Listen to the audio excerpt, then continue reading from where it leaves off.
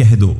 اے اللہ بادشاہی کے مالک، تو جسے چاہتا ہے بادشاہی دیتا ہے، اور جس سے چاہتا ہے بادشاہی چھین لیتا ہے، اور جسے چاہتا ہے عزت دیتا ہے، اور جسے چاہتا ہے ذلت دیتا ہے۔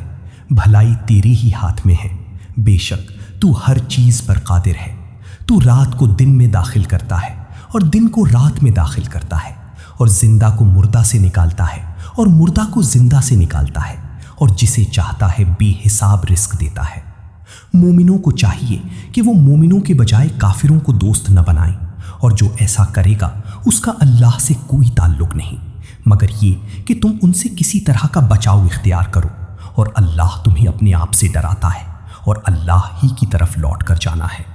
کہہ دو، خواہ تم اپنے دلوں کی بات چھپاؤ یا اسے ظاہر کرو، اللہ اسے جانتا ہے، اور وہ جانتا ہے جو کچھ آسمانوں میں ہے اور جو کچھ زمین میں ہے، اور اللہ ہر چیز پر قادر ہے۔ جس دن ہر شخص اپنے کیے ہوئے نیک عمل کو موجود پائے گا، اور جو برے عمل اس نے کیے ہوں گے انہیں بھی، وہ چاہے گا کہ کاش اس کی اور ان برے اعمال کے درمیان بہت دور کا فاصلہ ہوتا، اور اللہ تمہیں اپنے آپ سے ڈراتا ہے، اور اللہ اپنے بندوں پر بہت مہربان ہے۔